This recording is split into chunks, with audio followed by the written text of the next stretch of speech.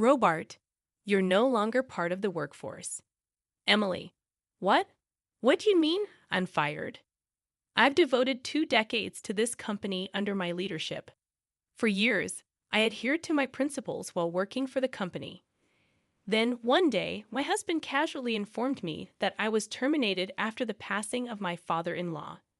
Supposedly, this decision was made because Catherine would be taking charge. I protested, pointing out that even if Catherine assumed control, the company still required someone to manage accounting. Shockingly, I learned that Catherine's boyfriend was set to handle that role, rendering me obsolete. In disbelief, I questioned the rationale. While I grappled with the news, Catherine arrogantly asserted that I should know my place, especially considering my perceived arrogance as an outsider. With a mocking tone, she added that I should enjoy my newfound jobless life. Upon Catherine's return, I not only felt excluded as a family member, but also unappreciated for the 2 decades I dedicated to the company. My father-in-law, though not one to openly praise, would adopt my suggestions if he believed they benefited the company. However, with Catherine considering me an enemy, I doubted the same would happen under her leadership. I realized I no longer felt attached to the company. Resigned to the situation, I wished Robert and the others success in ensuring the company's survival before deciding to part ways. My name is Emily. I excelled at managing finances, pursued accounting in college, and secured a position as an accountant at a major company. It was during my tenure that I crossed paths with Robert, who happened to be younger than me. We first crossed paths at a bar, and Robert shared that he was assisting with his parents' recycling business. Unlike my career-focused colleagues, talking to Robert, who appeared a bit indecisive, offered a refreshing change. As we spent more time together, Robert and I started going out for drinks, and he began opening up about his family. He particularly highlighted his assertive sister, Catherine, who aimed for nothing less than being the best. Despite studying business in college, Catherine chose to work at a regular company, distancing herself from the family recycling business. She dismissed it as too plain and unimpressive to share with her friends, finding the business beneath her. Although Robert occasionally sounded exasperated when discussing Catherine's independent nature, it was evident that he cared deeply for her. As we exchanged stories about our families, our bond grew stronger. After dating for a while, Robert proposed to me. Unable to imagine being apart from him, I promptly accepted. However, he had a request for our future together. Emily, once we're married, I want you to quit your current job and help with the family business, the recycling business. My mother has been managing the accounting, but she hasn't really studied for it. You're an expert in that area, right? I want you to handle our finances. Feeling a bit fatigued from my job at a large company, the idea of contributing to a family-run business seemed appealing. I made the decision to leave my position at the major company as soon as we tied the knot. I started my role as an accountant in Robert's father's company. And upon reviewing the financial records, I discovered numerous errors made by my mother-in-law, who lacked formal training in accounting. Determined to rectify the situation, I began cleaning up the records and undertaking a comprehensive overhaul of the company's finances. As I delved deeper, I gained a thorough understanding of the recycling business, identifying opportunities to cut costs and enhance sales. Eager to discuss my cost-cutting and business plans, I approached Robert with my proposals. After quickly reviewing the materials I had prepared, he gave his approval. Robert, I have something I want to discuss with you, I began. With this business plan, our sales should increase. I'll let Dad and Mom know about it too. My proposal was adopted, and I threw myself into implementing the cost cuts and the new business plan, often sacrificing sleep for the sake of the company. Thanks to these efforts, the company's performance steadily improved, allowing us to hire new employees. As the company thrived, the local community began to take notice. Actively engaging with the community, our business transformed into a community-based store. Time flew by, and before I realized it, 2 decades had passed since I first joined the company. Throughout this period, the employees and locals grew fond of me. Despite my dedicated efforts for the company, it seemed that both Robert and my in-laws took my commitment for granted. A local lady, who lived nearby, expressed her concern, asking if I was working too hard and getting enough days off. Robert dismissed her worry, stating that I was passionate about my work and didn't have any significant hobbies, making a day off unnecessary. I've known about this company since the time of Robert's parents, but its growth is thanks to Emily, right? You should at least give her a big bonus, the local lady suggested, to which Robert replied, "She's my wife, so she doesn't need a bonus. Living off the company's money is more than enough."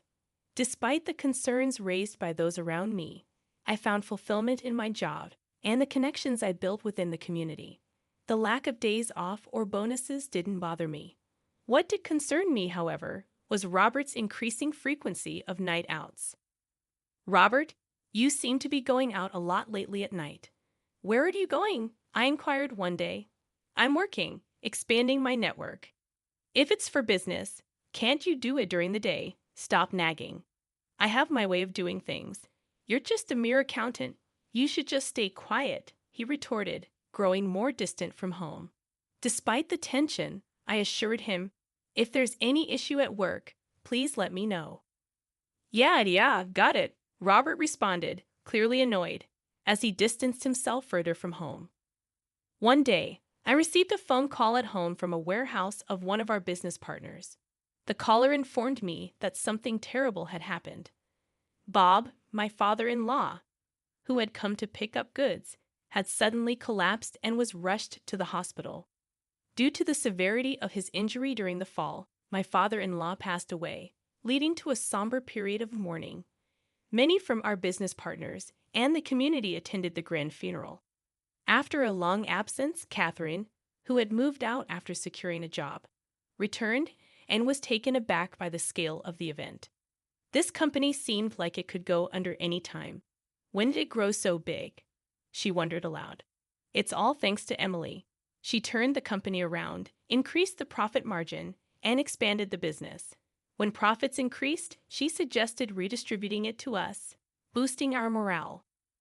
"Seeing Emily work hard inspires us to do the same," explained one of the employees during the funeral. Catherine appeared upset that the employees were praising me and not paying attention to her. In her eyes, the slight improvement in the performance of a small company wasn't worthy of such admiration. Whenever Catherine saw me, she treated me like a servant. "Emily, I'm a bit thirsty. Could you get me a cold drink? Be quick. I can make tea if you'd like," I offered. "I said I want something cold." "You might not understand since you've worked in a small company. But in big companies, the boss's word is absolute." "I don't think you are my boss, though. Don't nitpick in our family hierarchy. I am above you," she condescendingly remarked. After the funeral, Catherine called Robert and my mother-in-law into a room. "Robert, Mom, I'd like to discuss our future as a family. Please come," she declared. Glancing coldly at me, who was standing next to Robert, she added, "This is a family discussion, so Emily, you're not welcome." Stunned, I watched as Catherine led Robert and her mother into another room, leaving me on the sidelines. An hour later, Robert casually informed me that he had decided to hand over the company to his sister, Catherine. Shocked and confused, I inquired about the family discussion's outcome, only to learn that it revolved around selecting the new head of the company after their father's passing.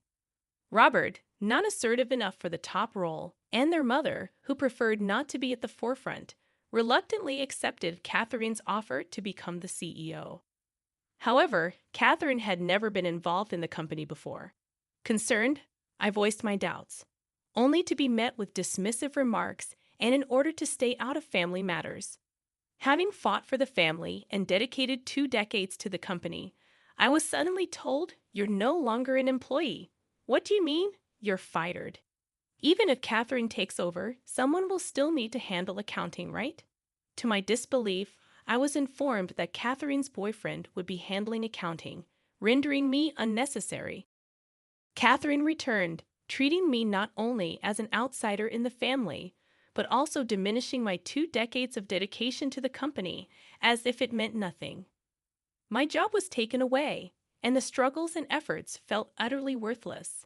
Despite my father-in-law never openly praising me, he always acknowledged the benefit of my suggestions for the company.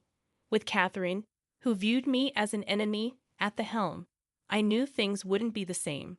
Feeling no attachment to the company anymore, I decided to part ways. Okay then, good luck with the business, I said to Robert before starting a new chapter of my life at home after seeing him off. A few months later, Catherine and Robert visited my house, questioning the state of the company since my departure. Catherine, what's going on? What do you mean, what's going on? I asked, puzzled by their sudden appearance. Our company's performance has been deteriorating ever since you left. You didn't hand over properly, did you? Catherine accused. I did the minimum handover. Why do you think the performance dropped? Have you been reviewing the monthly expenses? You have to properly calculate the difference between revenue and expenses, or else you'll be in the red, I countered. I've always been doing that. I studied management, unlike you. Isn't the fundamental problem with the way the business is being run? Catherine retorted. Even if everything else is in place, if you're going to say that, then tell us what you've done. I remained silent. Robert spoke patiently. Emily must be getting bored just staying at home. If you help out the company, I can give you some allowance. So come back. Despite being ruthlessly driven away before, his sudden shift in attitude, wanting to call me back as the business becomes precarious, left me perplexed. I declined, stating, I don't wish to return to that company anymore. Hearing my words, Catherine flared up. What? Despite being a full-time housewife, how dare you refuse like that? Do you not care about our family's company? You're the one who doesn't care about the company, and I'm the CEO now. How am I not caring about the company? Weren't you the one who originally said the company was plain and boring? You only took on the role because the title female CEO sounded cool, and you could brag about it. Don't act so high and mighty. I responded defiantly. A few months later, Catherine and Robert came to my house, questioning the state of the company since my departure. Catherine, what's going on? What do you mean, what's going on? I asked, puzzled by their sudden appearance. Our company's performance has been deteriorating ever since you left. You didn't hand over properly, did you? Catherine accused. I did the minimum handover. Why do you think the performance dropped? Have you been reviewing the monthly expenses? You have to properly calculate the difference between revenue and expenses, or else you'll be in the red, I countered. I've always been doing that. I studied management, unlike you. Isn't the fundamental problem with the way the business is being run? Catherine retorted. Even if everything else is in place, if you're going to say that, then tell us what you've done. I remained silent. Robert spoke patiently.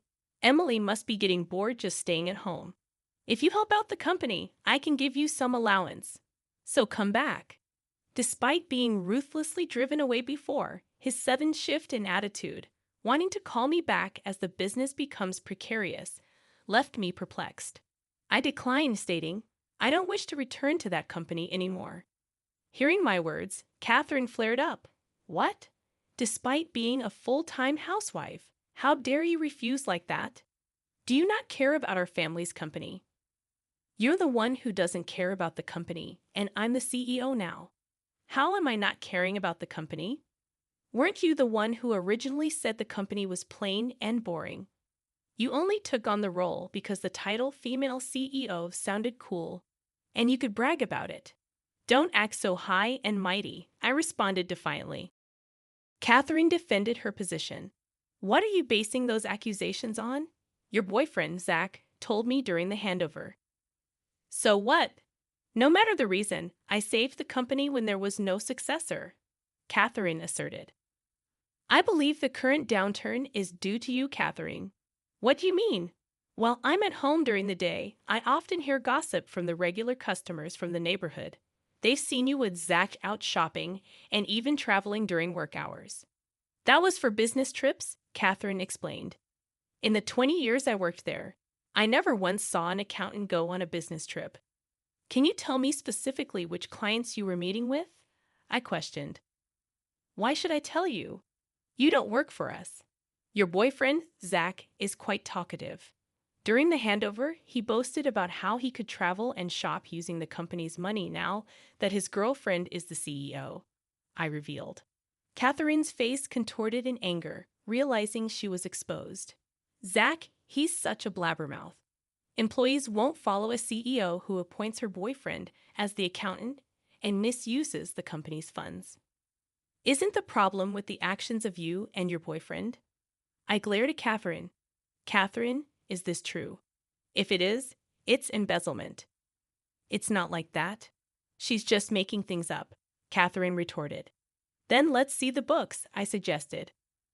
Zach seemed to lack knowledge in accounting, so he probably wouldn't know how to cover things up. I was confident that there was evidence of misuse.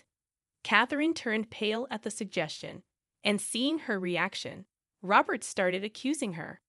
Making you the CEO was a mistake. I'll report this to Mother and have you dismissed. No, I'm sorry. I was wrong. Please forgive me, Catherine pleaded, leaving in disgrace. Robert turned to me desperately. Emily, we need your help to save the company. Please come back.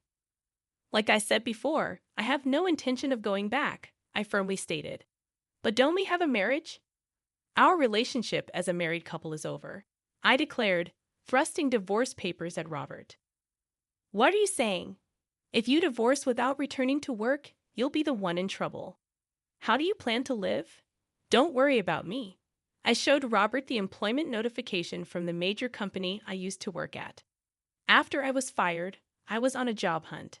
I found out that a former colleague had moved to HR. She remembered my performance and recommended me for re-employment. That doesn't mean we need to divorce, Robert protested. There's a reason for the divorce. What I had been worried about. You coming home late since just before your father passed away. So I had a detective agency investigate you these past months and found plenty of evidence of your affairs. I thrust out a photo of Robert meeting with an unknown woman. What is this? An affair is a valid reason for divorce, so I will be demanding alimony from you, I asserted. With undeniable evidence in front of him, Robert had no choice but to agree to my terms and sign the divorce papers and the alimony agreement. With the two documents in hand, I packed up and left our home. Later on, Robert and his mother dismissed Catherine from her position, making Robert the president of the company. At the same time, they fired Zach, and his mother took over the accounting as she used to. After being dismissed, Catherine tried to find another job, but her high expectations made it difficult. Apparently, she's now working part-time and seems to be the butt of jokes among her friends. It seems that Zach was only with Catherine for her money. Once she started working part-time, he moved on to another woman, and Catherine was quickly dumped. With Robert, who lacked leadership skills, and his mother, who had no knowledge in accounting, in charge, the company's performance only declined. Employees started to leave, and the company eventually went bankrupt. Robert and his mother were drowned in debt. I heard Robert's mistress disappeared when she found out Robert was out of money. Robert, who had never worked for a company, could only find part-time jobs and struggled to pay off his debts. He even had to take care of his aging mother, who couldn't work even part-time, leading a difficult life. On the other hand, I regained my old skills and in working competently at the major company. My former colleagues appreciate my return, and I am rightfully rewarded for my hard work.